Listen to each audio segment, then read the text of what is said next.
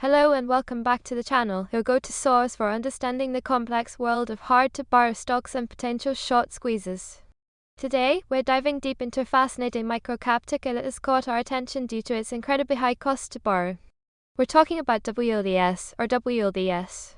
While the trading activity around WLDS has been remarkably quiet lately, the underlying mechanics of its borrow market are screaming for a closer look. Important disclaimer, this video is for educational and informational purposes only. Nothing in this video constitutes financial, investment, or trading advice. Always do your own research and consult a licensed financial advisor before making any investment decisions. Past performance does not guarantee future results. Let's get straight to it. WLDS is a microcap company, meaning it has a very small market capitalization. The sector is currently categorized as N/FROS, which can be common with smaller or less defined entities. Looking at the recent price action, WLDS has shown absolutely no change today, reporting plus 0.0%. Over the last 5 days, it's also flat at plus 0.0%, and looking back 30 days, we see the same picture, plus 0.0%. Chart may be a flat line representing zero movement. This lack of movement is directly reflected in its volume data. Today, WLDS has traded 0 shares. Its 30-day average volume is also 0 shares, leading to a relative volume of 0x average. What does this tell us? It means WLDS is currently extremely illiquid, experiencing virtually no trading activity. However, don't let the silence fool you entirely. The borrowing market for WLDS tells a different, very expensive story. What is cost to borrow and why each matters? Before we get into the specifics of WLDS's situation, let's quickly explain what cost to borrow is and why it's so important in a world of short squeezes. When you want to short a stock, you first need to borrow shares from someone else, usually a broker. You then sell those borrowed shares, hoping to buy them back later at a lower price, return them to the lender, and pocket the difference. But borrowing shares isn't free. You pay a fee, known as the cost to borrow, or CTB. This fee is often expressed as an annualized percentage. The higher this percentage, the more expensive it is for short sellers to maintain their positions. When CTB fees rocket past 100%, it signals that demand to borrow shares is extremely high, or the supply of shares available to borrow is extremely low, or both. This directly impacts a short seller's profitability and their willingness to hold their short position. Why this stock is hard to borrow right now? Now let's apply that to WLDS. This stock appeared on our hard-to-borrow screener because its cost-to-borrow fee is an astonishing 889.0% annualized. Highlight 889.0%. Think about that for a second. If you were short WLDS, you'd be paying nearly 900% of the stock's value per year just to hold your short position. That is an astronomical fee, signaling that WLDS is incredibly difficult to borrow right now. Our data shows an estimated float of 1.9 million shares. While we don't know the exact number of shares currently available to borrow, a CTB rate this high, especially for a microcap with a relatively small float, strongly suggests that the borrow pool is either completely depleted or extremely tight. Even with zero trading volume, this high CTB means that existing short sellers are facing immense pressure, and any new short positions would be prohibitively expensive to initiate. Our internal composite squeeze score for WLDS stands at 45.8, which we categorize as moderate. It's not an extreme score, but it indicates a significant underlying tension in the borrow market despite the overall quiet trading environment. Squeeze mechanics explained.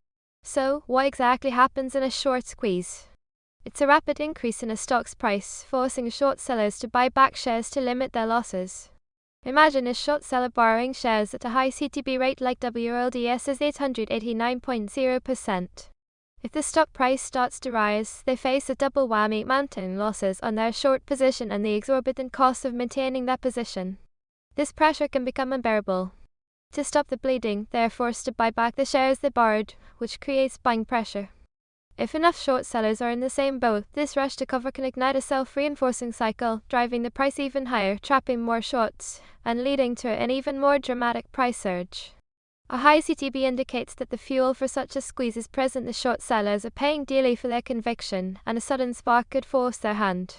Dilution risk check. One critical factor to consider when evaluating any potential squeeze candidate is dilution risk.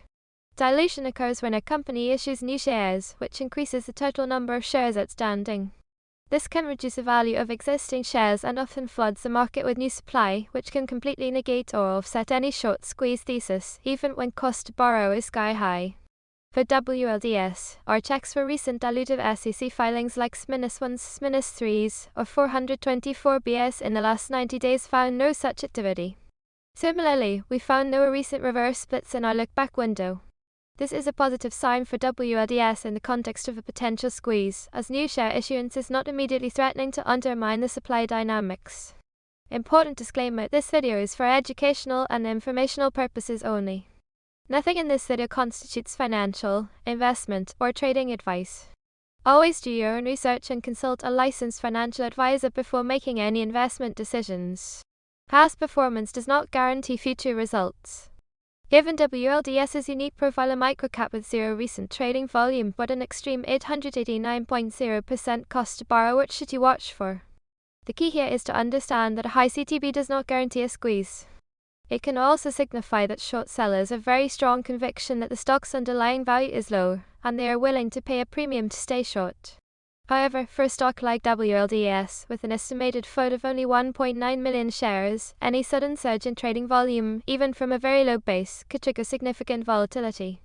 A small buying interest could rapidly impact the price due to the illiquidity. We'd be looking for any signs of renewed interest, increased volume, or a significant shift in price, as these could potentially force short sellers to cover their positions due to the unsustainable borrow costs. So, WLDS stands out as a fascinating case study in the world of hard-to-borrow stocks. While it's currently a ghost town in terms of trading activity, the exorbitant 889.0% cost to borrow suggests a significant underlying tension. Remember, while the potential for a short squeeze exists when borrow fees are this high, it's far from a certainty. Always do your own thorough research. If you found this deep dive into WLDS insightful, please hit that like button, subscribe for more unique stock analyses, and let us know in the comments below what other hard-to-borrow stocks you'd like us to cover next. Until then, stay informed and trade smart.